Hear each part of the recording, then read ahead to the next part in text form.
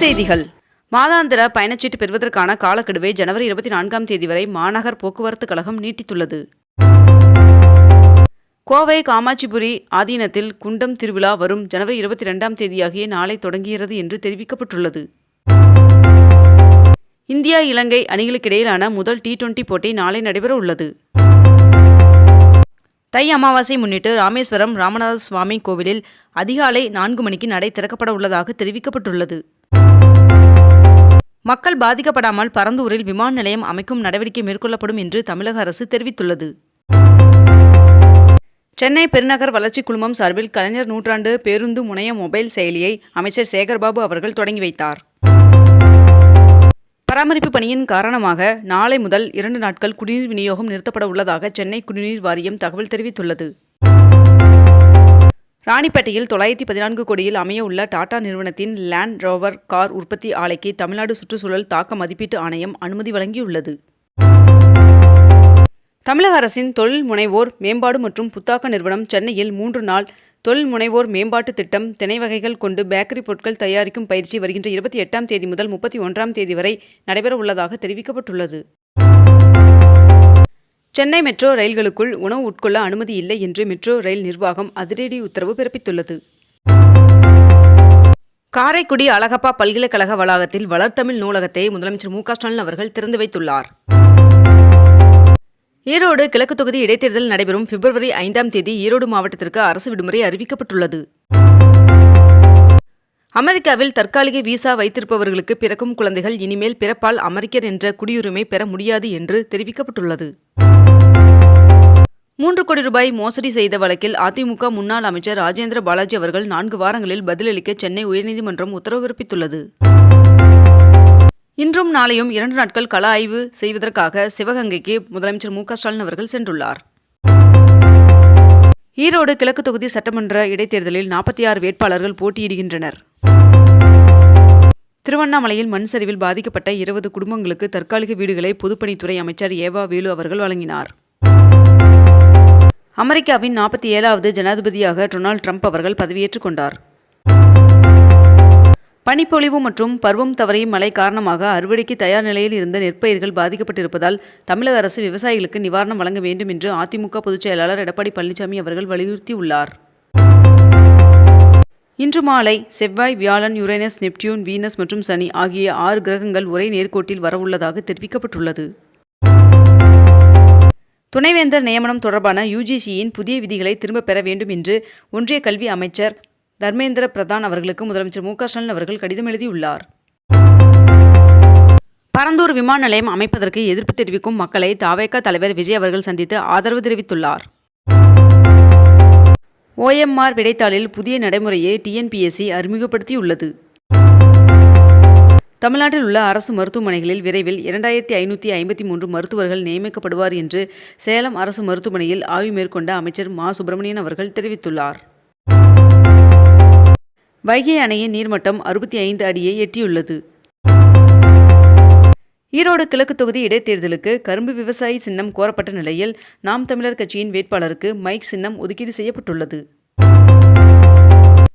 காரைக்காலில் 4 நாட்களாக நடைபெற்ற மலர் கண்காட்சி நிறைவடைந்துள்ளது. மேலும் மலர் கண்காட்சியில் 5 லட்சம் பேர் பார்வையிட்டனர் என்றும் தகவல் தெரிவிக்கப்பட்டுள்ளது. நாட்டையே உலுக்கிய கொல்கத்தா பெண் மருத்துவர் கொலை வழக்கில் குற்றவாளிக்கு ஆயுள் தண்டனை விதித்து நீதிமன்றம் உத்தரவு பிறப்பித்துள்ளது. வன அலுவலர்களுக்கு மாநில அளவில் வருகின்ற ஜனவரி 28ஆம் தேதி கோவையில் துப்பாக்கி சுடுதல் பயிற்சி நடத்தப்படும் என்று அமைச்சர் பொன்முடி அவர்கள் தெரிவித்துள்ளார். சென்னை காமராஜர் சாலையில் குடியரசு தினத்திற்கான முதற்கட்ட அணிவகுப்பு ஒத்திகை நடைபெற்றது. மேலும் 22, 24ஆம் தேதிகளில் அடுத்த கட்ட ஒத்திகை நடைபெறும் என்றும் தெரிவிக்கப்பட்டுள்ளது. சென்னை மாநகராட்சியின் தொடக்க, நடுநிலை, உயர்நிலை, மேல்நிலைப் பள்ளிகளுக்கு புதிதாக 5 கோடியே 80 லட்சம் ரூபாய் செலவில் இருக்கைகள் வாங்க மாநகராட்சி முடிவு செய்துள்ளதாக தகவல் வெளியாகியுள்ளது. MBA, MCA படிப்புகளில் சேர்வதற்கான டான்செட் நுழைவுத் தேர்விற்கு வருகின்ற ஜனவரி 24ஆம் தேதி முதல் பிப்ரவரி 21ஆம் தேதி வரை மேற்கண்ட இந்த இணையதளத்தில் விண்ணப்பிக்கலாம் என்று தெரிவிக்கப்பட்டுள்ளது. ஜனவரி 2ஆம் பாதி மாதத்திற்கான நூல் விலை அனைத்து ரகங்களுக்கும் கிலோவிற்கு 7 ரூபாய் குறைந்துள்ளது.